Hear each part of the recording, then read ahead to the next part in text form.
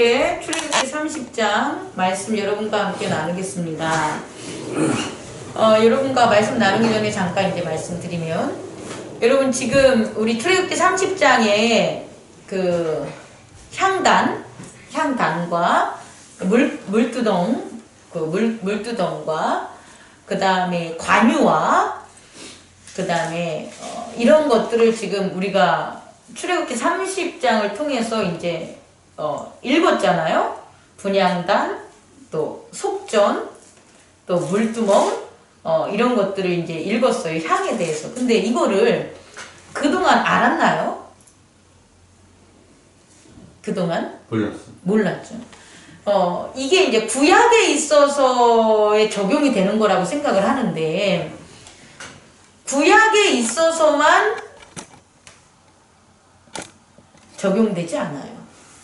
신학자들 중에 이제 제가 이제 신학을 하면서 깨달은 것 중에 좀 제가 생각하는 건데, 구약에 있어서의 환경은 예수 그리스도가 오시기 전에 예표고, 신약에 있어서는 예수 그리스도가 오신 이유다. 그래서 대부분 구약을 신약에 대한 전제로만 생각을 해요.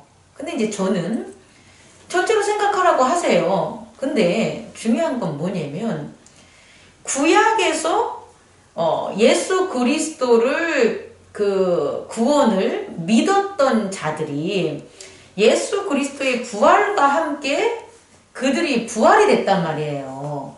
그러면 구약에서 적용된 거나 신약에서 적용된 구원이나 다를 바가 없어요. 그런데 예수 그리스도가 신약에 있어서는 말씀이 육체가 돼서 오신 거고요. 말씀이 육체가 돼서 오신 거고, 구약에서는 말씀으로 오셨다는 거예요. 법으로 오셨다는 거예요. 여러분 이해할 수 있겠습니까? 다시 말해서 구약에 있어서도 말씀과 율법으로 오신 것이 훼손되지만 않았다면, 그것들이 거룩성을 잃지만 않았다면 하나님의 나타나심은 계속될 수 있다는 거고요. 그 하나님의 구원이 예수 그리스도를 통한 구원이라는 거예요. 예수 그리스도가 육체로 왔을 때는 육체의 구원을 믿어야 되는 거고, 그렇지 않았을 때 예수 그리스도는 말씀과 제단을 통해서 같이 한다. 다시 말해 제가 전하고 싶은 것은, 하나님의 창조와 구원은 영원하다. 변하지 않아요. 인간들처럼, 인간의 사상처럼 맨 처음에는 미약하지만 점차 점증적으로 발전되는 게 아니에요. 하나님의 진리는 진리이기 때문에 처음부터 온전하고 마지막까지 온전한 거지, 그 과정과 가운데 어떠한 시간적 갭이 있는 게 아니다.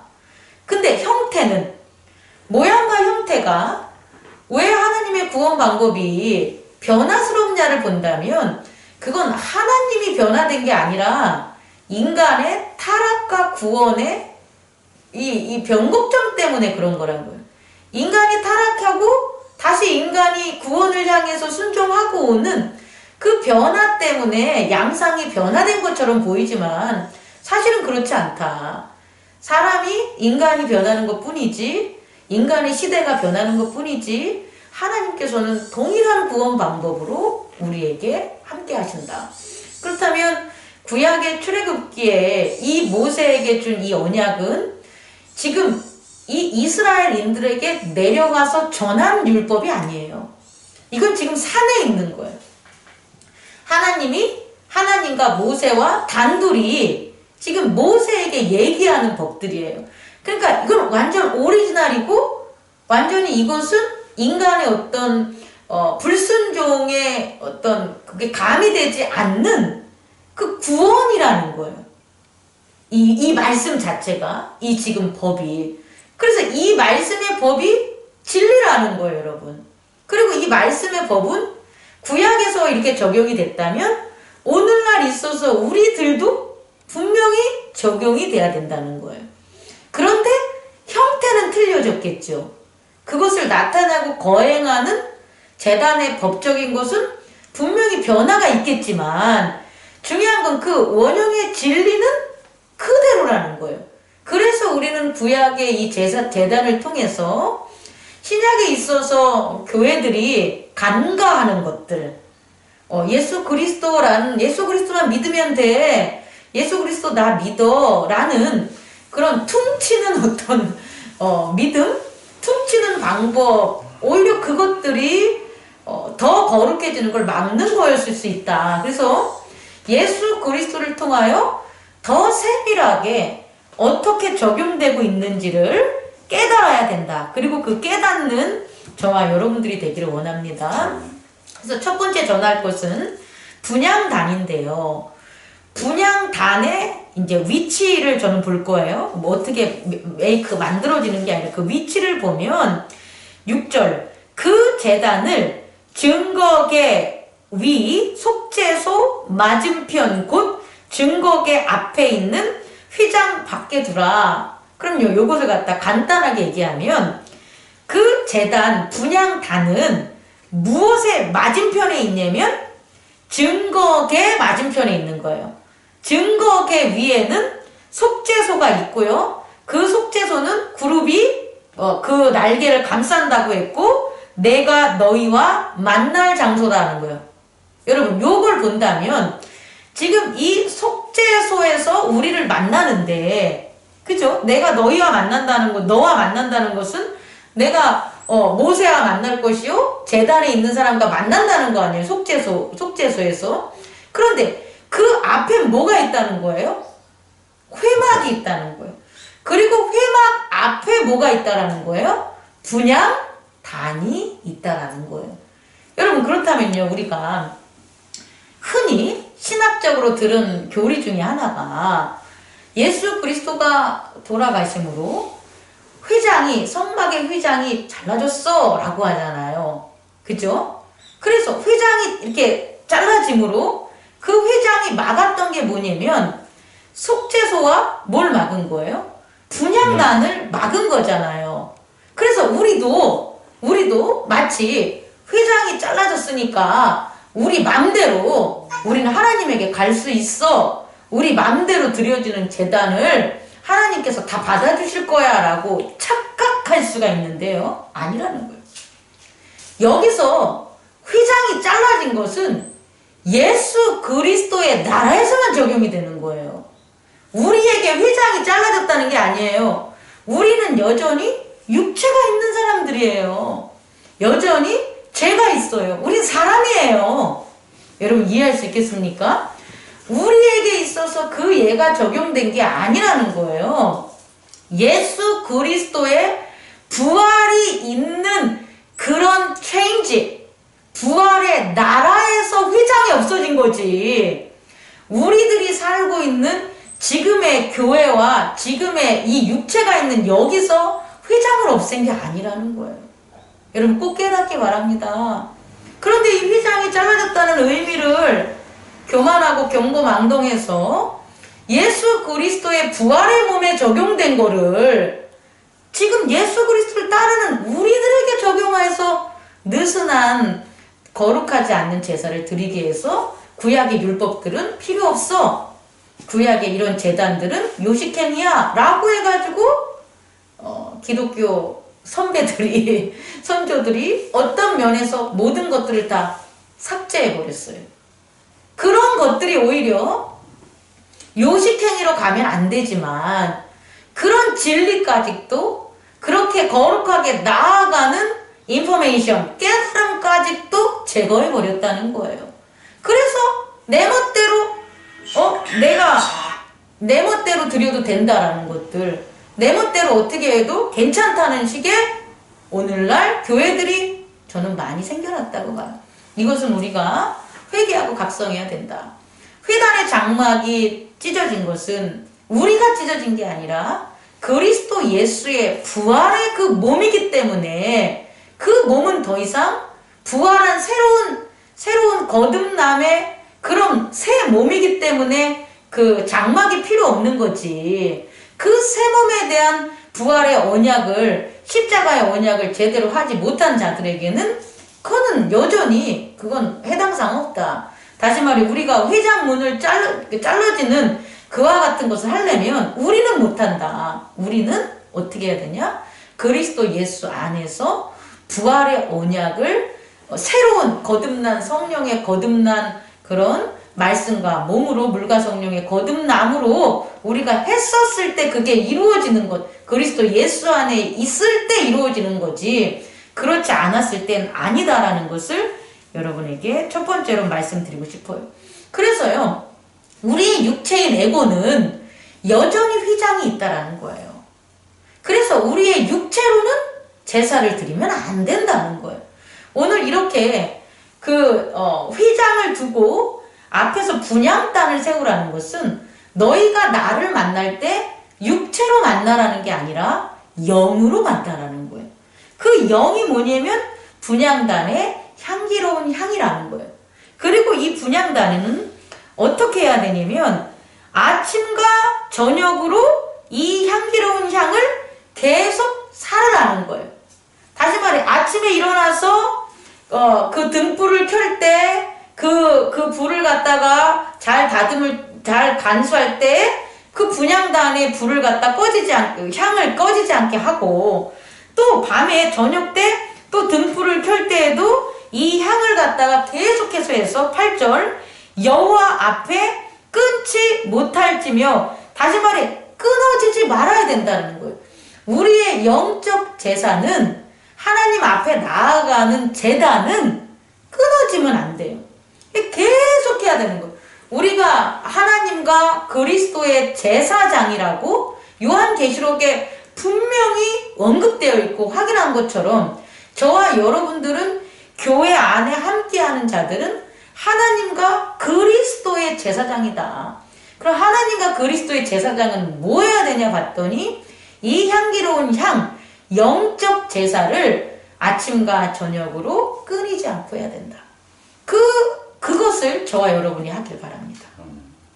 저도 아침, 점심, 저녁으로 하나님을 찾아야지, 제단을 쌓아야지 말로만 하는데 어쩔 땐 잘하다가 저렇게 공사 같은 게 있거나 하면 이게 끊기게 돼요.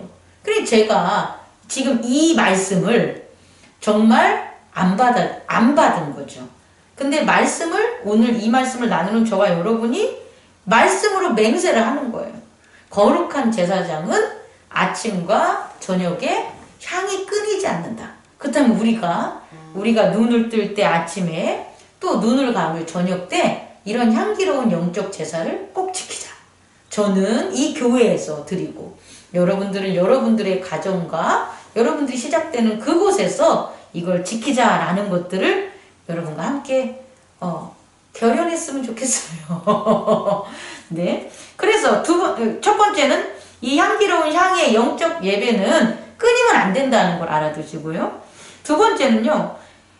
그럼 어떻게 드리냐 보면 9절 그 위에 다른 양을 사르지 말며 번제나 소제를 드리지 말며 전제의 순 그러니까 이곳에서 드려지는 것은 그 회막 밖에 있는 그 제단에서 드려지는 거가 아니라는 거예요.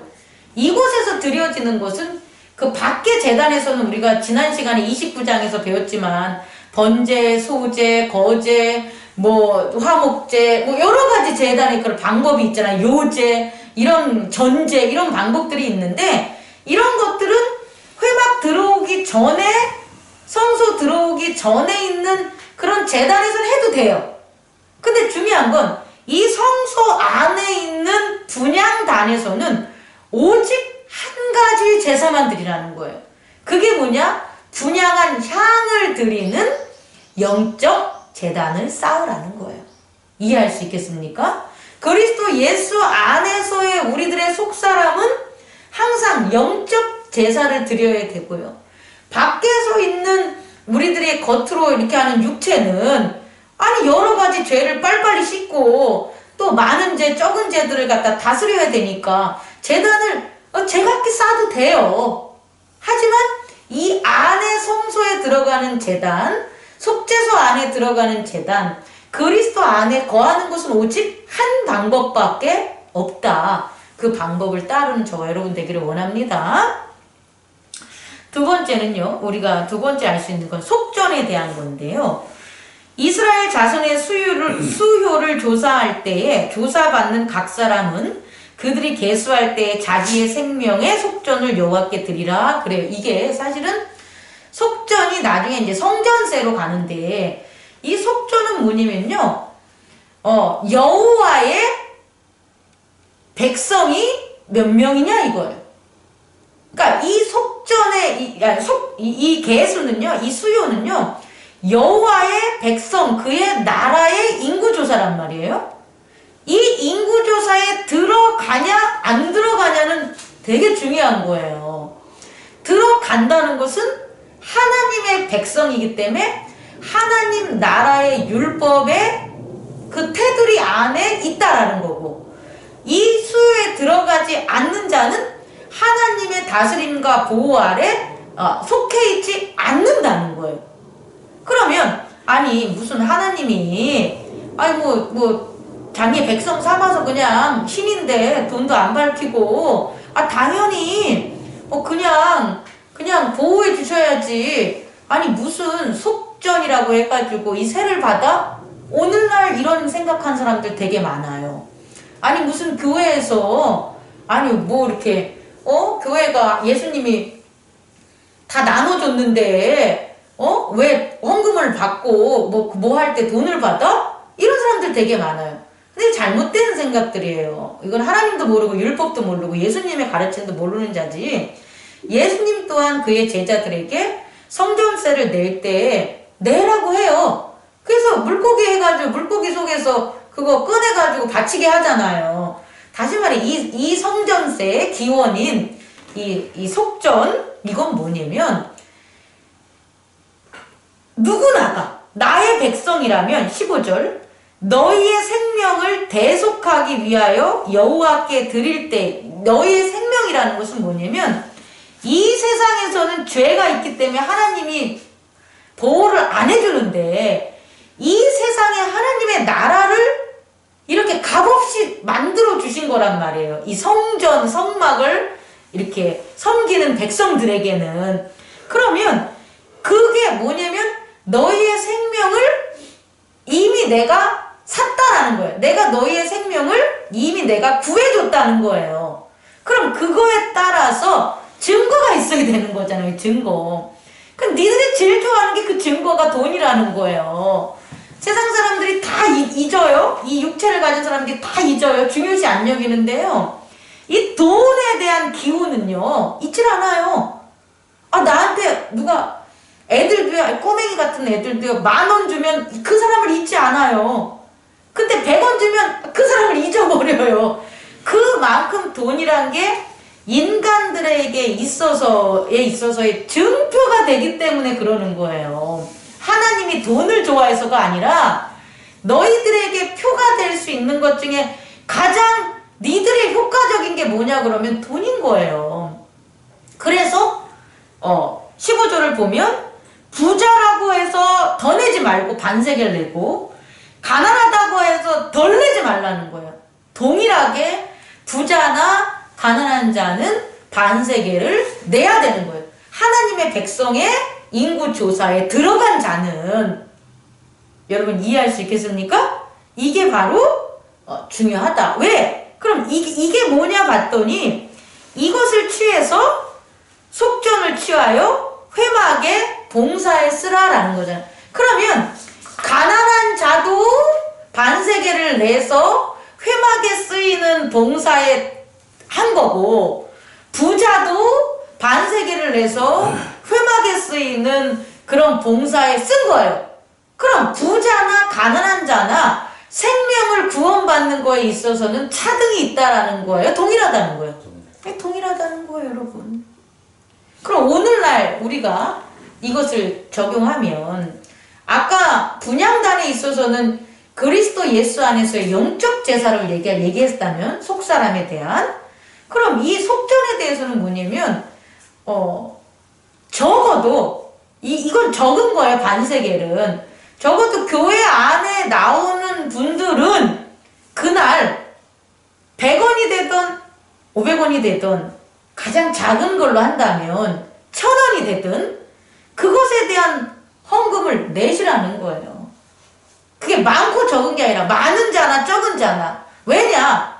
동일하게 그 성전을 위해서 그 돈이 쓰여지기 때문에 그 적게 난 사람도 하나님의 성전을 통한 은혜를 받을 것이요, 많게 낸 자도 하나님의 성전에 쓰임을 받은 하나님의 은혜와 축복에 있어서 받겠다는 거예요.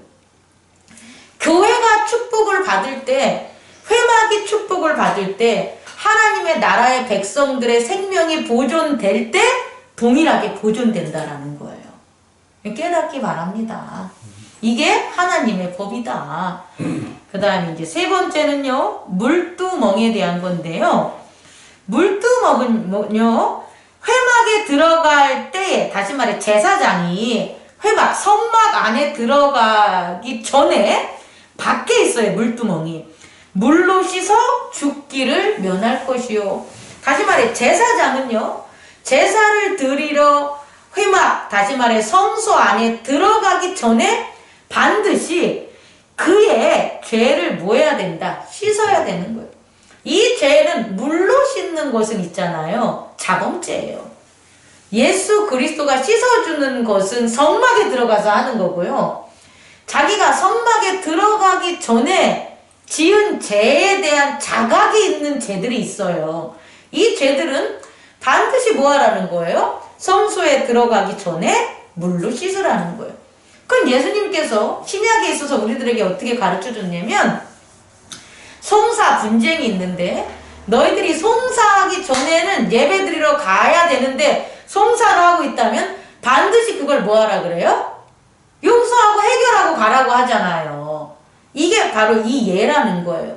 우리가 우리가 주일날 예배를 드릴 때가 어떤 이에게는 속사람의 제사가 될 수 있고 어떤 이에게는 겉사람의 예배가 될 수 있을 것 같아요.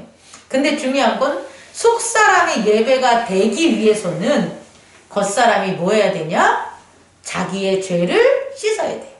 작은 거라도, 욕했던 거라든지 싸움이라든지 분주했다라는 거든지 기분 나쁜 거라든지 이런 모든 것들을 먼저 회개하고 들어오면 속사람의 성소 안에 제단을 쌓을 수 있는데, 그것을 회개하지 않고 들어오면 성막 안에 들어갈 수 없다라는 거예요. 그러니까 겉사람의 제사밖에 드릴 수 없는 거예요. 겉사람의 자기 힐링, 자기에 대한 안위, 자기에 대한 말씀에 대한 삶에 대한 깨달음, 이런 것들은 할 수 있지만 근본적으로 하나님과의 만남을 통한 은혜와 진리를 깨달은 체인지, 변화됨, 이런 것들은 못 찾는다라는 거예요. 우리는 똑같이 예배를 드리지만 어떤 속사람의 제단과 겉사람의 제단이 지금 병행적으로 존재하는 그런 교회 시대라는 것을 잊지 마시기 바랍니다. 그래서 반드시 씻어야 된다. 근데요, 어떤 사람들이 있잖아요. 죄 짓기 싫어서 그냥 예배 안 드려요 이러고 앉았어. 죄가 있는 마음으로는 죄를 질 것 같아서 저는 오늘 예배를 쉴래요. 이게 정말 어처구니 없는 거 아니겠습니까? 아니, 죄를 갖다가 회개하기 싫어서 제단을 안 쌓는다고 하는 거예요. 깨달았으면 좋겠습니다. 하나님이 원하시지 않아요. 이렇게 안 하면 뭐라고 하냐면 죽는다는 거예요. 뭐가 죽겠습니까? 겉사람이 자꾸 죽는 그런 일들이 벌어지겠죠. 그리고 수족을 씻어 죽기를 면하라. 이것은 우리가 죄가 있음에도 불구하고 그것을 갖다 영적 성령을 모독하는 그런 제단으로 이렇게 불순종하면 안 된다는 것에 대한 현대적인 혹은 신학적인 해석으로 봤으면 좋겠습니다. 그리고 그 다음에 이제는 뭐에 대해서 나오냐면요. 네 번째는 향품에 대해서 나오는 건데요. 이 향품은요, 관유를 만드는 기름이에요. 관유를 만드는 건데, 하나님의 성소에는 그 속에 있는 모든 제단에 있는 그것들에게 있어서는요, 이 관유를 바르라 그래요. 이 모든 기구에는. 우리 옛날에, 나 진짜 그 향기가 그리운데, 교회를 가면 교회만의 향기가 있어요. 교회 성도들의, 그러니까 교회만 딱 들어가면 교회에 나는 거, 제가 어렸을 때 느낀 건데요. 그리고 목사님에게서만 나는 향기가 있어요. 그게 이제 목사님들이 바르는 기름인데 이게 일반인들은 안 바라요. 목사님들만 바라. 그래서 목사님들한테만 가면 나는 그 향기가 있고요. 교회만 가면 그 향기가, 그게 그리워요. 오늘날 제가 그게 뭔지 모르겠어요. 근데 만약에 우리가 장로님하고 저랑 더 기도하고 우리도 한번 그런 걸 좀 알아봅시다 라고 하면 저는 진짜 이 여기 있는 교회 성물에 다 바르고 싶어요.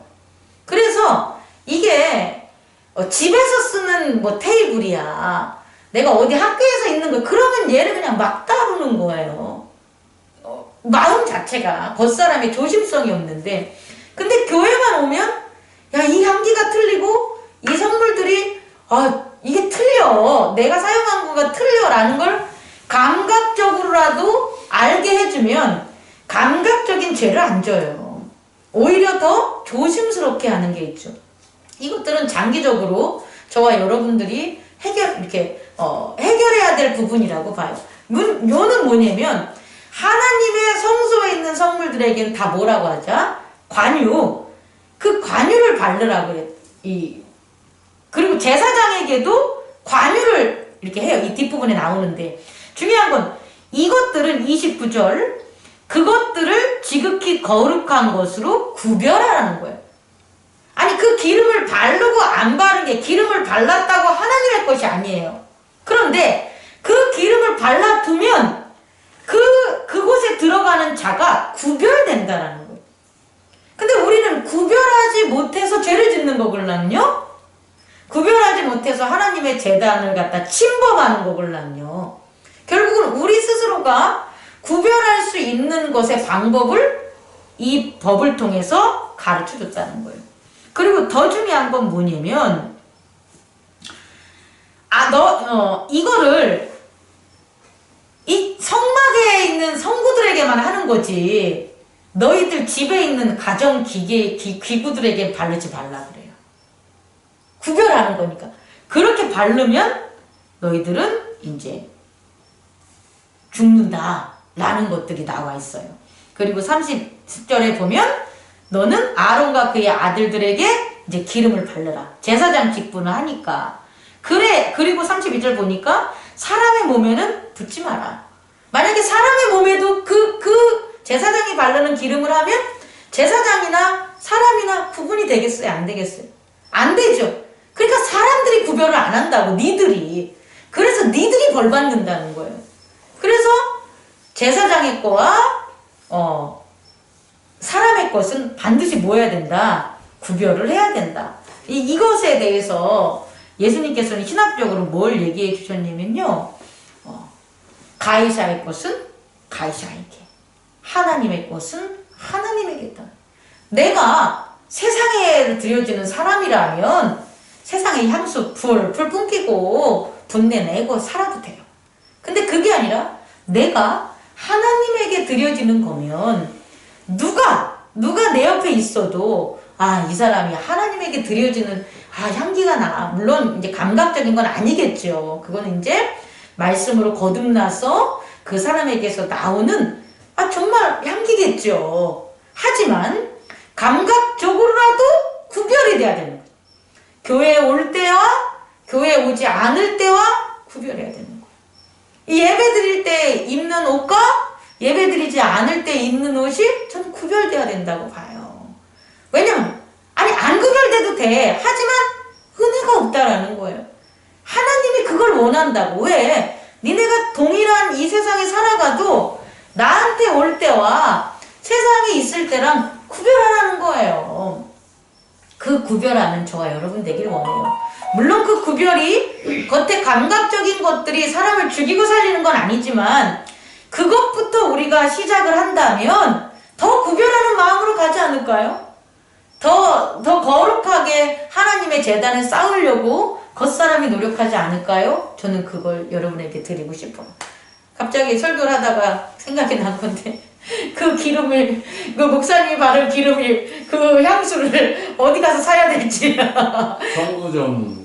그럴까요? 아니, 왜냐면 그 느낌이 있어요. 근데 그게 남자용인데 여자용도 있나는 잘 모르겠지만, 아무튼 기도해 가면서, 그게 요식행위가 되면 절대는 안 되지만, 행동과 성품과 신앙적 믿음의 변화와 더불어서 그것들이 병행된다면, 작은 믿음과 혹은 믿음 없는 자들이 좀 더 하나님 앞에 나와서 그 믿음 안에 그런 그리스도의 법을 따를 때 보다 유혹이나 시험에 빠지지 않게끔 더 나아가지 않을까 하는 게 제 말씀을 전함입니다. 말씀을 마치겠습니다. 결국 이렇게 하는 건 뭐냐면요. 39절이에요. 다 같이 읽어봅시다. 시작.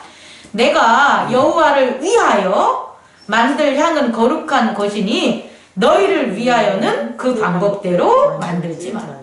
이게 향에 대한 건데요. 결국 향이라는 건 전체를 다 나타내는 거거든요. 예배를 제단을 쌓을 때 그 분향돼 있는 향은 밖에서 물두멍에 손 씻고 제단 쌓고 한 것부터 안에 들어와가지고 그 진설병을 먹고 촛대를 켜고 하는 모든 그런 것들을 다 포함한 거예요. 이것은 뭐냐? 여호와를 위하여 하라는 거예요. 제단은 여호와를 위하여 하는 거지 너희를 위하여 하지 말라라는 거예요. 저는 오늘 여러분들에게 출애굽기 30장 말씀을 전하면서 우리가 쌓는 제단이 입버릇처럼 하나님을 위한 거예요. 하나님을 위해서 예배드립니다 라고 하는데 그 하나님을 위한 예배를 왜 그렇게 힘들어하고 하나님을 위한 예배를 왜 그렇게 지속적으로 기쁨으로 감사함으로 기도함으로 그걸 갖다가 계속 지속시키지 못하고 어떨 때는 이래고 나오고 어떨 때는 저래고 나오고 어떨 때는 이래고 바치고 어떨 때는 저래고 바치고 그렇게 변하냐는 거예요. 이게 자기를 위해서 하나님의 제단을 쌓는 것이다. 하나님을 위한 제단이라면 하나님의 법대로 하나님이 주어진 그 율법, 그리스도의 율법 안에서 우리가 항상 변하지 않고 기뻐하며 감사하며 기도하며 쌓는 제단이 돼야 된다라는 것들로 마무리를 하고자 합니다. 기도하겠습니다. 꺼주시기 바랍니다.